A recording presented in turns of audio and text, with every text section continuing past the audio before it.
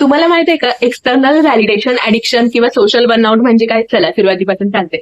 तर झालं असं की माझी एक फ्रेंड आहे, म्हणजे फ्रेंड कम क्लायंट आहे. तिचं एक युट्यूब चॅनल होतं, वेल नोन युट्यूब चॅनल होतं, पण काही कारणाने तिला ते बंद करावं लागलं. फॉर सेफ्टी पर्पज म्हणा, आणि आपल्यापैकी बरेच जण म्हणजे 70-80% लोक, किंवा तो आकडा मी परफेक्ट सांगू शकत नाही, पण काही जण आपण फायनान्शियल रिझनने युट्यूबवर येतो. तर काही जण फक्त स्वतःसाठी त्यांना काहीतरी स्वतःची आयडेंटिटी हवी असते म्हणून ते युट्यूबवर येतात. तर झालं असं की तिचे एक तिचं अराउंड 50,000 च्या पुढे तिचे सबस्क्रायबर होते. एवढा चांगला आकडा तिने पार केला होता. सगळ्या सबस्क्रायबरकडनं तिला कौतुकच मिळत होते की ताई तू छान करतेस वगैरे.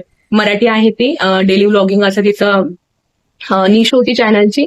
आणि झालं असं की सेफ्टी पर्पजसाठी म्हणजे तिच्या हजबंडचा जॉब असा आहे की हाय प्रोफाईल सेफ्टी त्यांना हवी असते. तो त्यासाठी तिला ते चॅनल बंद करावं लागलं. एवढंच डिस्क्लोज करू शकते मी, त्यापेक्षा अधिक नाही. तर ते जाऊ द्या.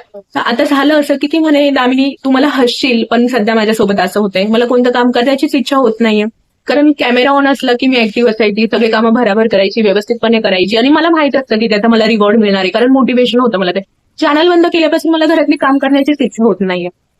मग आता यालाच काय म्हणतात किंवा ही कन्सेप्ट काय आहे ते आपण समजून घेऊया. काय होतं ना, जेव्हा आपल्याला एखाद्या गोष्टीला व्हॅलिडेशन मिळायला लागतं तेव्हा आपल्याला डोपामाइन त्यातनं आपलं रिलीज होत असतं, आणि अचानक ती गोष्ट बंद झाली म्हणजे त्यातनं आपल्याला डोपामाइन मिळणं बंद होतं. सो सोशल बर्नआउटच्या अशा अजून 2 केसेस माझ्याकडे होत्या, पण त्या जरा वेगळ्या प्रमाणात होत्या. तर यावर